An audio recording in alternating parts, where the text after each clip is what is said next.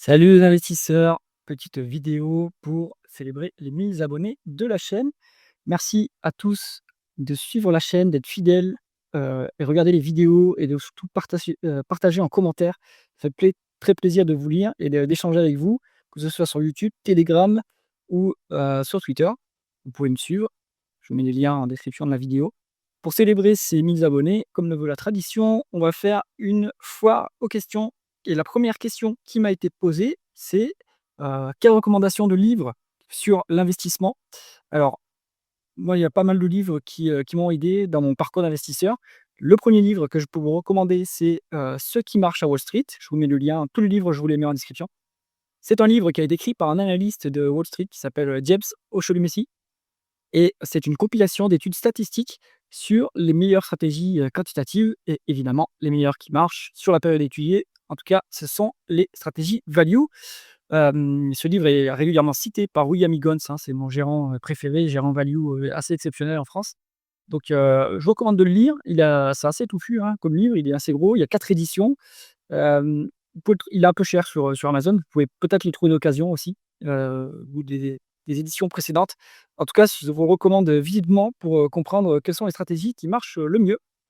Deuxième livre que je vous recommande et celui-là il est aussi, costaud, c'est le Vernimen. Donc ça, c'est le livre sur la finance, d'entreprise. C'est la bible de la finance d'entreprise, écrit par, Pascal Thierry, professeur à HEC. Et c'est le manuel, en fait, du cours de finance de HEC. Donc, très copieux, très complet. Ça se lit pas en une fois, il faut lire, paragraphe par paragraphe et c'est très pointu. Il y a des exercices aussi pour s'entraîner. Donc très bien fait. Et aussi il est un peu cher, donc vous pouvez le trouver sur Amazon, mais je vous mets le lien en description. Mais je vous recommande plutôt de prendre des éditions, plus anciennes, hein. Si vous prenez la dernière, elle est un peu chère, mais si vous prenez l'édition, 2020, en fait, elle est toujours d'actualité et finalement, on pourra la trouver d'occasion, pas trop chère. Donc recommandation de lecture, importante si vous voulez progresser en tant qu'investisseur. Troisième livre que je vous recommande, c'est un livre de Joel Greenblatt, c'est un gérant value, aux États-Unis. C'est un livre qui s'appelle Le petit livre pour battre le qui bat le marché. Donc c'est un bouquin, qui se lit assez rapidement et qui expose des stratégies, pareil de stock picking qui marchent bien. Donc c'est plutôt un complément du premier livre, hein. Celui-ci, si vous avez un peu la flemme de lire Ce qui marche à Wall Street, lisez au moins ce petit livre-là, et qui, vous donne les stratégies qui marchent le mieux. Évidemment, ce sont les stratégies value, mais encore une fois, je prêche pour un paroisse. Donc tout un panel de livres, que vous pourrez ajouter. En bonus, je vous rajoute aussi les livres, de Xavier Fontanier, ancien PDG d'Isilor, qui, donne en fait les clés de la stratégie d'entreprise et c'est très intéressant quand vous êtes un investisseur à long terme. Ensuite, j'ai une question sur les outils que j'utilise. Donc je vous renvoie, il y a une vidéo que j'ai faite, que je vais mettre à jour, hein, je vais faire, où je partage tous mes outils justement pour, mes investissements. Là, c'était plutôt une question spécifique sur les outils, mobiles, mais, en fait, les applications mobiles, mais en fait, ce sont les mêmes que les applications, web, hein, que j'utilise. Première, application que j'utilise depuis assez longtemps, hein, depuis, presque 10 ans, c'est investing.com. Vous avez le site web, vous créez votre compte et quand vous créez votre compte, vous pouvez mettre votre watchlist et vous avez les cotations en direct. Et après, si vous voulez consulter, quand vous n'êtes pas sur votre PC, beh, vous pouvez télécharger l'application sur mobile et vous allez avoir, pareil, les cotations en direct sur votre portefeuille, mais sur les marchés plus globalement. Vous avez des news, ça c'est un petit peu moins intéressant, mais ça va, c'est gratuit en plus, donc très bien fait, très pratique depuis 10 ans, j'en suis satisfait. Deuxième application que je vous recommande, c'est évidemment Coifin, le screener que j'utilise. Alors c'est un screener plus agrégateur. Moi, j'utilise, toutes les vidéos que je fais, elles sont faites avec le plan gratuit. En fait, vous avez accès à tous les graphes, l'historique des graphes, en gratuit. Maintenant, si vous avez un besoin d'aller récupérer les bilans, les comptes de résultats, les flux, les tableaux de flux de trésorerie dans, l'outil, là, il va faudra passer sur un plan payant parce qu'il vous limite à 2 ans de données uniquement. Donc ça, à vous de voir en fonction de vos besoins, ce dont vous avez besoin. Je vous mets à nouveau le lien en description de la vidéo pour, Coifin. Dernier outil que j'utilise, alors il y a une version web, mais elle est payante. C'est, surtout une application mobile en fait. Il s'agit de Quarter, donc c'est, une application très bien faite qui vous permet de suivre les publications des entreprises et aussi de suivre en direct les conférences call, d'avoir le transcript. Toutefois, le bémol, c'est que vous ne pouvez pas télécharger les transcripts depuis l'application. Donc là, si vous avez besoin des transcripts, il faudra, trouver un autre moyen, via notre site pour les télécharger. En tout cas, Quarter, c'est assez bien fait. Ça suit bien les entreprises américaines. Les entreprises européennes, parfois il y a des oublis, c'est-à-dire qu'il y a les publications qui ne sont pas affichées, hein, parce que vous avez un agenda dans l'application. Parfois ils en oublient, donc bah, c'est à en fait, bah, basez-vous sur ce qu'il y a sur Quarter, plus pour le replay, pour réécouter des anciennes conférences d'analystes. Pour votre portefeuille à vous, allez vérifier quand même sur les sites des entreprises quelles sont les, dates de publication. Très bien, Quarter, hein, pareil, c'est gratuit, sur mobile, donc je recommande. Ensuite, question sur, YouTube. Donc j'avais, des messages de Stonsa et de, Hiroki Takei qui sont des followers, assez, depuis assez longtemps sur la chaîne. Je vous remercie, pour votre message, ça me fait plaisir de vous lire régulièrement en commentaire et sur Twitter. On va continuer comme ça. Ensuite, il y a une question sur, un abonné qui me dit: «Je te suis depuis pas très longtemps. J'aime, tes thèses d'investissement et tes formats. Qu'est-ce qui, Qu'est-ce qui, en fait, quelle est ta légitimité? Combien d'années d'expérience, j'ai et quelle est ta légitimité en tant qu'investisseur?» Alors ici, je vais vous raconter un peu ma vie, désolé, mais j'ai commencé à investir il y a 10 ans, en 2013. Je me souviens qu'à l'époque, j'avais, ouvert mon compte titre chez, La Banque Postale. Bon, vous vous moquez pas, hein, mais je connaissais pas grand-chose évidemment en investissement comme tout débutant. Premier type que j'avais acheté, c'était, Capgemini parce que je m'étais dit: «Bah, en fait, je connais bien, le secteur des ESN». Je connais bien, je pensais connaître, mais parce que je travaillais dans une ESN à l'époque.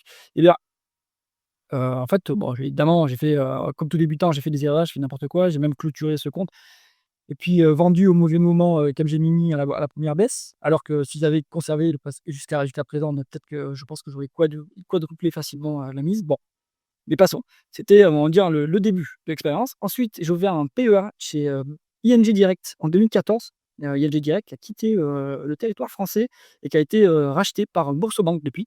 Donc, actuellement, je suis toujours chez Boursorama. J'ai un PEA qui a plus de 10 ans maintenant, qui a plus de ouais, qui a plus de 10 ans maintenant.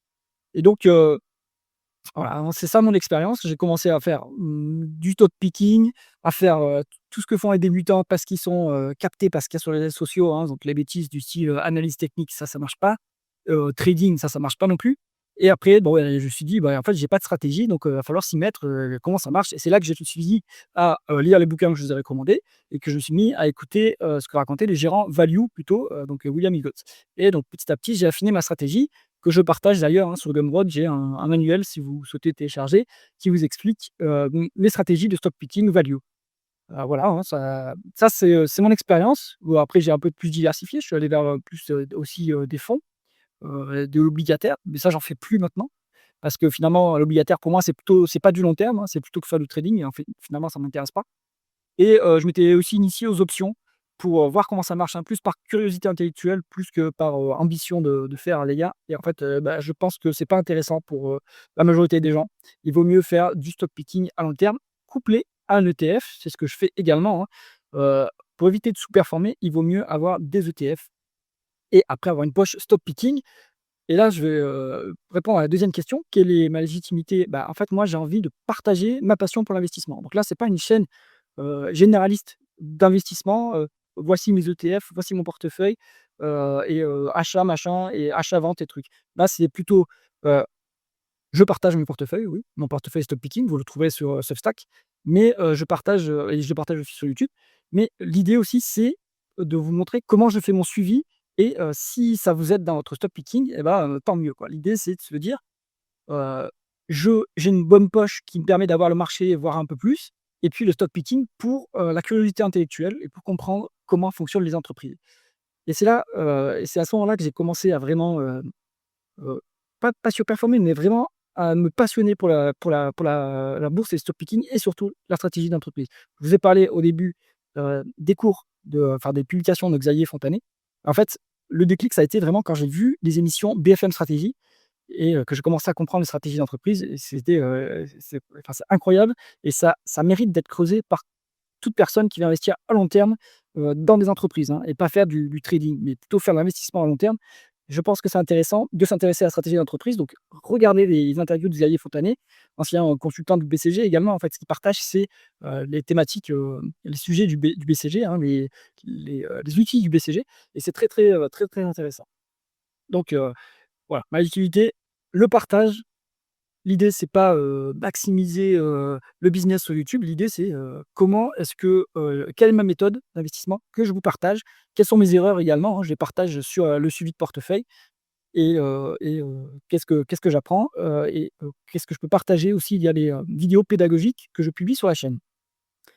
Désolé pour cette réponse un peu longue, mais, c'était une très bonne question en tout cas. Merci de l'avoir posée. Ensuite, j'avais une question sur, une, analyse plutôt, on va dire une vidéo sur, les pépites norvégiennes. Alors, premier point, les marchés norvégiens, il est difficile d'accès sur les courtiers, on va dire, plutôt, traditionnels, hein, pas les néo-courtiers. J'imagine que pour y accéder, il faut soit du Interactive Brokers, soit du Saxo Bank en courtier. Donc moi, je n'y ai pas accès, par exemple. Donc je pense que l'audience est un peu réduite, mais ça vaut le coup aussi parce que c'est vraiment un marché value. On a par exemple une pépite, on va dire, qui a été analysée sur la chaîne, hein, qui est partagée par William Higgins, qui s'appelle Hog Autoliners, qui est dans le shipping, par exemple, sur le marché norvégien. Et c'est un marché où il y a beaucoup de shipping et c'est un secteur qui est très, très value parce que, c'est en bas de cycle, à cause de la guerre commerciale. Bien, bon, il y a aussi, les pétroliers, les parapétroliers, en Norvège, qui est aussi un secteur, value. Donc ça vaut le coup de faire une vidéo. Je la ferai ponctuellement, je ne ferai pas un suivi parce que, finalement, c'est pas un marché qui va être accessible au grand nombre, mais, et ben, en fait, c'est dommage parce qu'en effet, il y a beaucoup d'opportunités value dans ce marché.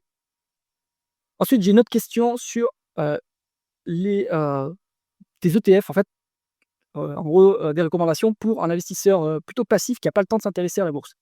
Première question, 1re, réponse: oui, c'est ce qu'il faut faire. Alors, 1er point, est-ce qu'il faut investir en bourse? Ça va dépendre de votre profil. C'est pour ça qu'en fait, je dis, je ne fais pas de conseils d'investissement personnalisés parce que ça va dépendre de la situation de chacun, tu vois? Si vous avez besoin de liquidité à court terme, allez pas en bourse, moins de 5 ans pour moi le court terme. Si vous avez, des liquidités que vous pouvez placer au-delà, ça peut être intéressant pour vous, en fonction de votre profil, d'aller en bourse parce que c'est, le support en fait qui vous préserve votre pouvoir d'achat. Les autres placements de trésorerie, cycles monétaire et l'obligataire, à court terme, vous pouvez, avoir un peu de performance, mais à long terme, vous êtes sûr de perdre. Alors que sur l'investissement en bourse, si vous faites les choses correctement, et bien, vous avez à peu près plus de garantie de préserver votre pouvoir d'achat.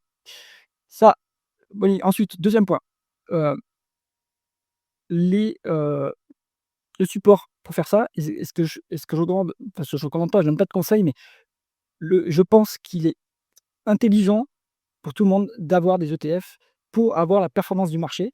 Si vous faites que du stock picking, le risque, soit vous faites du stock picking très diversifié, dans ce cas-là, vous allez faire le marché finalement, mais en plus vous allez rajouter les frais de transaction, donc vous allez peut-être faire moins que le marché, malheureusement.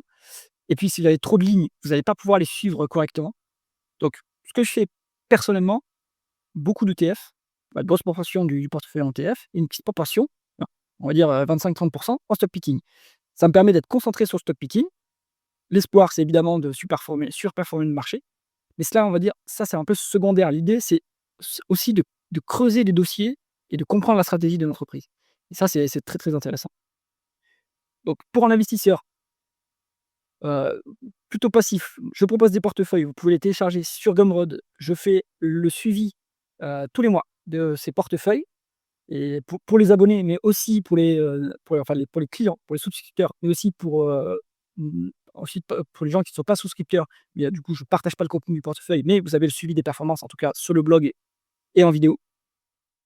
Si vous ne souhaitez pas, télécharger ces portefeuilles, allez au plus simple, hein. Vous prenez un ETF monde, vous allez faire vos, 7 à 8 annualisés sur le long terme, toujours, hein, toujours sur le long terme, et ça sera très bien, hein. Et puis, si c'est pas votre passion, ce que je comprends très bien, allez au plus simple et faites ça. Mais en tout cas, pour le long terme, si vous voulez préserver votre pouvoir d'achat, c'est quand même intéressant ça peut être intéressant pour vous de s'y exposer. Voilà pour cette réponse, un peu longue et je vous remercie pour toutes ces questions. J'espère qu'on se retrouvera bientôt pour, la fac des 10 000 abonnés. L'espoir fait vivre, mais on verra bien. En attendant, continuez à commenter les vidéos, continuons à partager, à discuter ensemble sur, les différents, réseaux sociaux, YouTube, Telegram et sur, Twitter et pensez à vous abonner à la chaîne et moi je vous dis à bientôt.